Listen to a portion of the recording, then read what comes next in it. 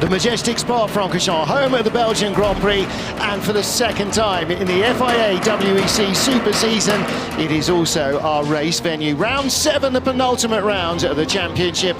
We are heading fast to the conclusion of the longest, most tricky of all endurance racing seasons that finishes not one, but 2 races from now, with the 24 Hours of Le Mans for the second time this year. And a chilly morning in the Belgian Ardennes after overnight snow had cleared. The cars coming to a sunny, dry track, but in single-digit temperatures. The forecast not that benevolent, but you wouldn't know it to look at the pictures of the start unless it had a thermometer. We have started the formation lap for the 6 Hours of Spa.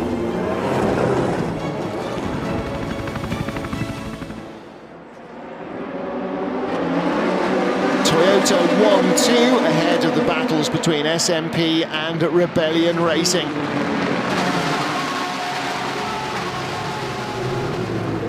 The LMP2 class, the leaders were mugged, the points leaders were mugged at the start, but Gerdo van der Garde for Racing Team Netherlands making fantastic inroads into the field with a super brave opening lap. In the GTE Pro and AM classes, much jockeying for position in the early going. Ferrari and Porsche at the tail of the field after qualifying, trying to find some race day pace. The first 20 minutes were dry and highly combative. Then rain turned very quickly into heavy snow. The first safety car for snow in an FIA World Championship, surely. It snowed heavily and then cleared into rain. By the time we went green again, the sun was shining. Number 7 Toyota still led ahead of the number 8 car, but the rest of the planet was in all sorts of disarray, with GT and LMP2 cars firmly up in the top half dozen. As things continued to dry, various different marques found themselves at the front. BMW briefly resurgent, then Porsche and Ferrari came after being 7th to 10th in qualifying to be the strongest cars on the drying track. A mistake from Mike Conway gave the lead away to the number 8 Toyota, but that was then to come back shortly afterwards. In the LMP2 class, contact from the number 37 Jackie Chan car, Jordan King putting the number 4 by Colles car off into the barriers. He then served a penalty for that. Into the pit lane came the number 7 car from behind the resultant safety car. Battle between LMP2 leader and recovering overall leader, Stoffel van Dorn, not only dealing with snow in his very first ever stint in a sports car, but also having the race lead until Mike Conway caught him and passed him. Trouble then, as Fritz van Aert nudged Nicky Team's Aston into the barriers. He would serve a penalty for that. Aston recovering, taking the lead in the GT class from Porsche at around the 2.5-hour mark, and easing away as Porsche's tyre strategy started to play out against them.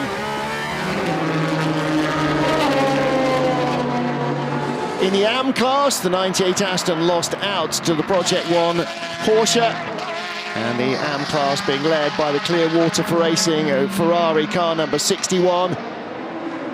The battle between the Toyotas appears to have ended halfway through the race. Number 7 in the garage, losing 4 laps.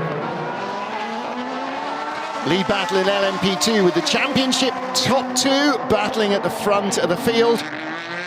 Once more, the return of hail and snow heralding a change from slicks back onto wets, and another change in the balance of power. The Aston Martin losing the lead as Porsche came back in the ascendancy in the Pro and AM classes. 2/3 race distance, and it was starting to dry again. Once more, Ferrari seemed to have plenty of grip, at least until the snow and the hail arrived and scrambled the safety car yet another time.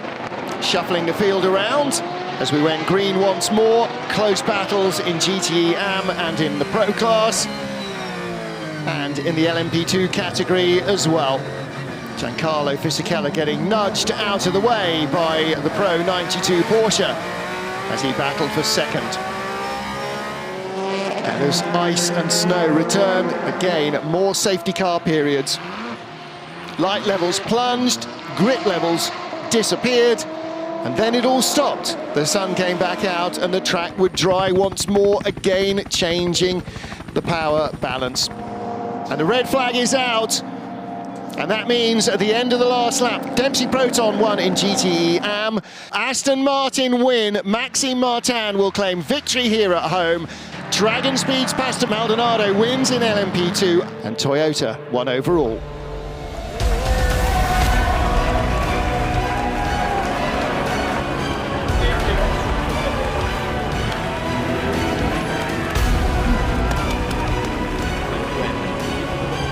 Fernando Alonso claimed his first ever sports car race win at the Spa 6 Hours 2018. Toyota world champions.